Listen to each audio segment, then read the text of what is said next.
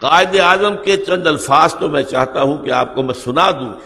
T B کے جب مریض تھے اور آخری دن تھے زندگی کے، اور جو ٹی بی کے امراض کے اسپیشلسٹ تھے پروفیسر ریاض علی شاہ، انہوں نے پھر ایک اپنے انٹرویو کے اندر بتایا کہ اس وقت کے حالات کیا تھے۔ حالت یہ تھی اتنے کمزور کہ ذرا دو چار جملے بولتے تھے تو سانس پھڑ جاتا تھا، تو ہم نے پابندی لگا رکھی تھی کہ آپ گفتگو نہ کریں۔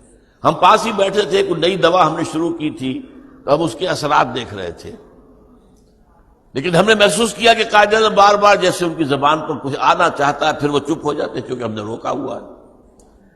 تو ہم نے کہا یہ اندرونی کشمکش تو زیادہ خراب کرے گی، تو ہم نے کہا قائد اعظم فرمائیے کیا فرمانا چاہتے۔ اب یہ جو فرمایا ہے وہ سن لیجئے۔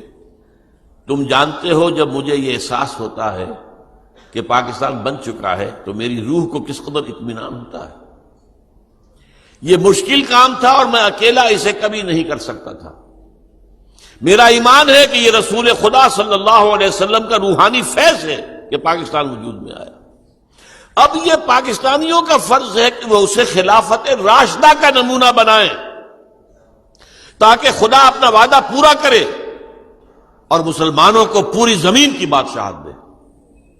میں حیران ہوتا ہوں کہ قائد اعظم کے علم میں وہ احادیث تھیں جن میں حضور نے خبر دی ہے کہ قیامت سے قبل پوری دنیا میں اسلام کا نظام قائم ہوگا، اور بھی دور فلک ہیں ابھی آنے والے، ناز اتنا نہ کریں ہم کو ستانے والے۔ tables will be turned، اور غلبہ بالآخر اسلام کا ہوگا، اور اسی غلبے کا نقطۂ آغاز پاکستان شمار ہوگا تاریخ کے اندر۔ چمن کے مالی اگر بنا لے موافق اپنا شعار، اب بھی چمن میں آ سکتی ہے پلٹ کر چمن سے روٹھی بہار اب بھی۔